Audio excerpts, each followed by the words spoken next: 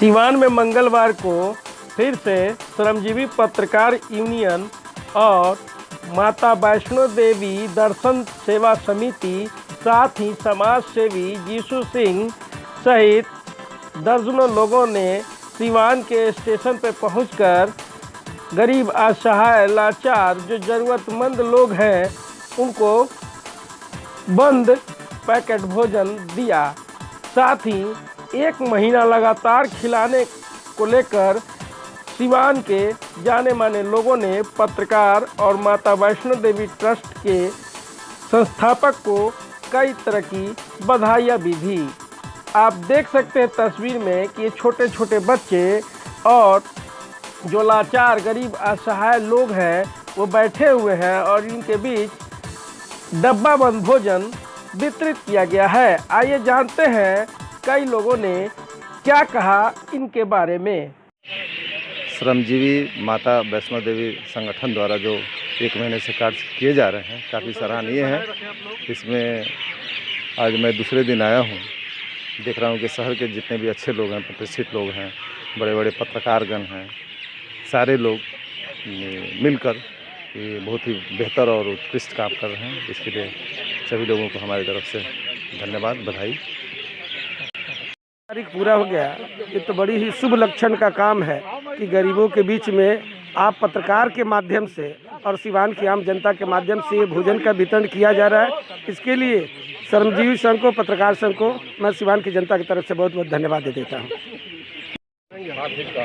देखिए, श्रमजीवी पत्रकार संगठन और ज़िले के जो भी संभ्रांत लोग हैं, इन लोगों के द्वारा पिछले 1 महीने से लगातार यह कार्यक्रम यहाँ पर जंक्शन पर आयोजित किया जा रहा है। यह अपने आप में एक सब लोगों के बीच में संदेश जाता है कि समाज के सौहार्द को बनाते हुए पत्रकारों ने यह समाज तक मैसेज पहुंचाया है कि हम सब एक हैं। कोरोना की इस जंग में सभी को एक साथ लड़ने की ज़रूरत है और हर ज़रूरतमंद के बीच में जो है जिस तरह से जैसे भी मदद हो वो हम पहुंचाने के लिए सजग हैं।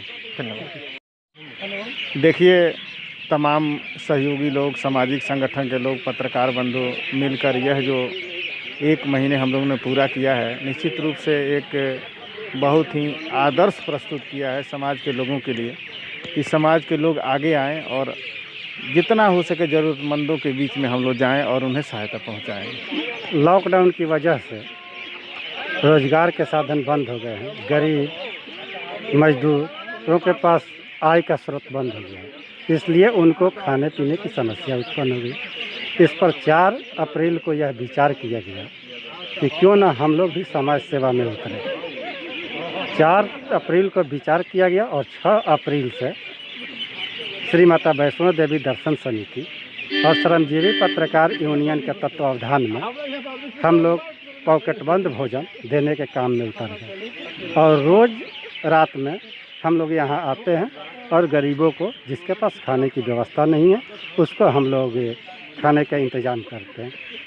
सबसे पहले तो हम श्रमजीवी पत्रकार संघ के अध्यक्ष और माता वैष्णो देवी संस्थान के संयोजक को बहुत दिल से धन्यवाद देना चाहते हैं, क्योंकि हम लोग को तो सब लोग देख रहा है और आज लगातार 30वां दिन है और 30 दिनों के अंदर खासकर हम इस आपके चैनल के माध्यम से इनकी पत्नी का भी बहुत बहुत धन्यवाद देते हैं, क्योंकि ये विगत 30 दिनों में कम से कम 5-6 बार ऐसा आया जब कारीगर भाग गया था, तो अकेले इनकी पत्नी 200 लोगों का खाना बनाई।